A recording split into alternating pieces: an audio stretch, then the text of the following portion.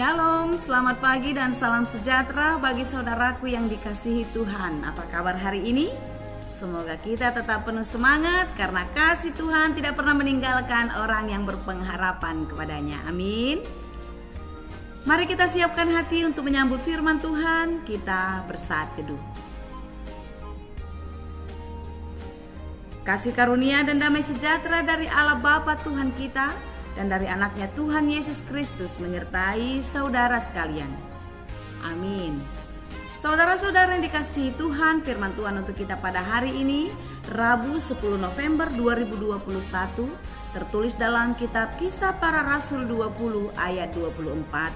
Demikianlah dikatakan, "Tetapi aku tidak menghiraukan nyawaku sedikit pun, asal saja aku dapat mencapai garis akhir dan menyelesaikan pelayanan yang ditugaskan oleh Tuhan Yesus kepadaku untuk memberi kesaksian tentang Injil kasih karunia Allah."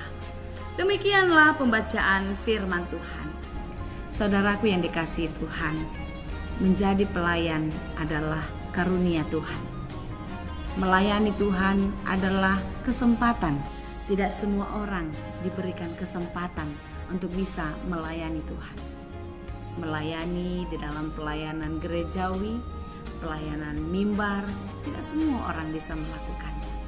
Oleh karena itu bersyukurlah orang-orang yang dipilih untuk menjadi pelayan di tengah-tengah kehidupannya, yaitu pelayan umat di tengah-tengah gereja.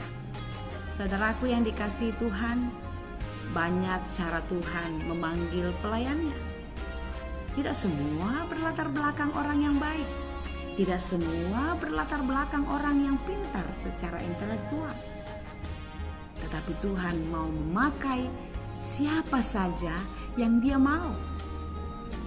Tuhan mau memakai orang yang mau dipakai olehnya. Jadi perlu kita ingat, perkara melayani Tuhan bukan soal mampu, tetapi adalah mau. Banyak pun orang yang mampu, tetapi ketika dia tidak mau, dia tidak akan dipakai di dalam pelayanan. Demikian sebaliknya. Sekalipun dia tidak mampu, tetapi ketika dia mau memberikan hatinya dipakai oleh Tuhan, maka dia akan dimampukan. Saudara-saudara yang dikasihi Tuhan, saya katakan tadi banyak cara Tuhan memanggil hambanya. Sebagaimana Tuhan memanggil Paulus menjadi pelayannya. Paulus bukanlah orang yang baik dulunya. Paulus bukanlah orang yang taat atau percaya kepada Yesus. Justru sebaliknya, dia sangat benci kepada pengikut-pengikut Kristus. Dia mengejar orang-orang Kristen. Dia memukul orang-orang Kristen, bahkan sampai membunuh orang Kristen. Bagi orang Kristen, Paulus adalah orang yang sangat jahat. Dia kejam, tidak berperi kemanusiaan. Tetapi lihat bagaimana cara Tuhan menangkap dia.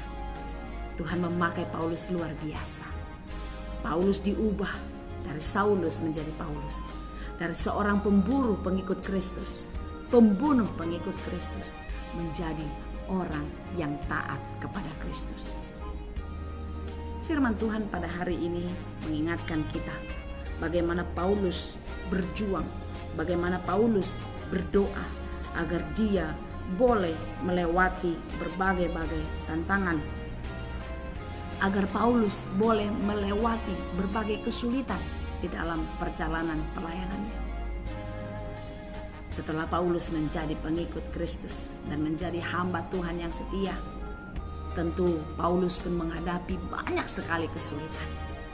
Dia dikucilkan, dia dihina, dia dilempar, dia dipukuli, bahkan dia dimasukkan ke dalam penjara, dan dia pernah diasingkan. Sungguh satu kehidupan yang sangat menyakitkan bagi Paulus.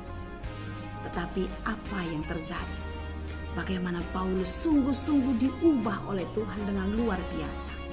Dan Paulus mau dipakai Tuhan. Paulus mau diubah Tuhan menjadi orang yang berguna untuk Tuhan.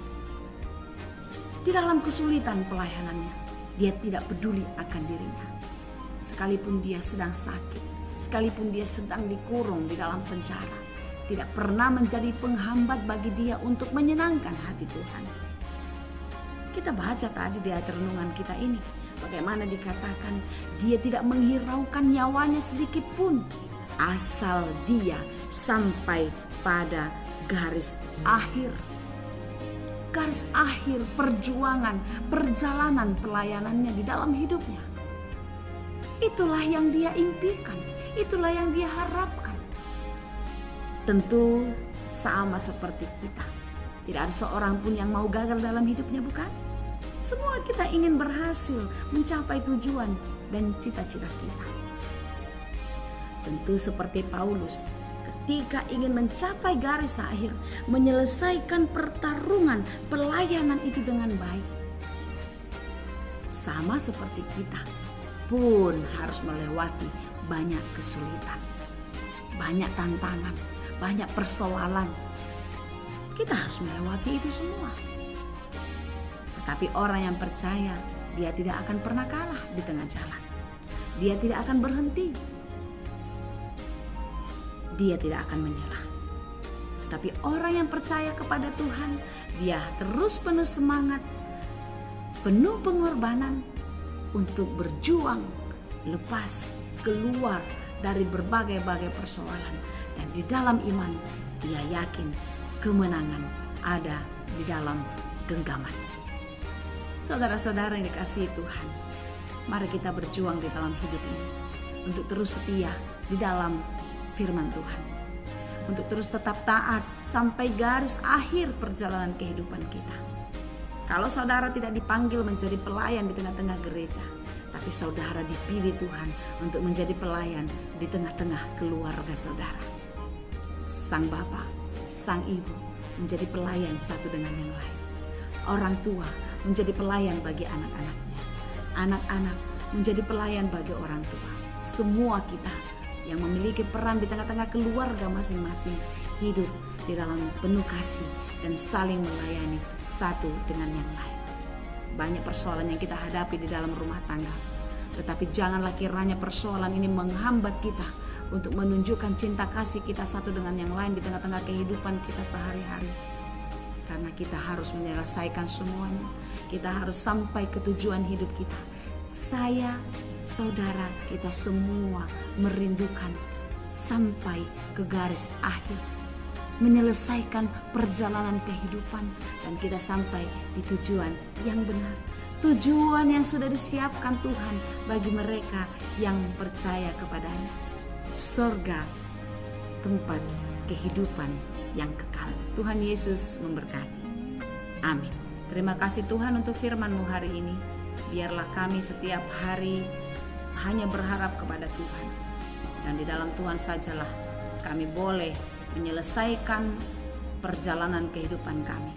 Menyelesaikan pertarungan kami. Kami boleh sampai kepada garis akhir pertandingan iman ini. Terima kasih Tuhan, kami percaya di dalam kasih-Mu kami tidak akan kalah. Di dalam kasih-Mu kami akan dimampukan menjadi pemenang. Hanya di dalam Yesus kami berdoa dan mengucap syukur. Anugerah Tuhan kita Yesus Kristus, kasih karunia Allah Bapa dan persekutuan Roh Kudus itulah kiranya yang menyertai dan memberkati kamu sekalian. Amin.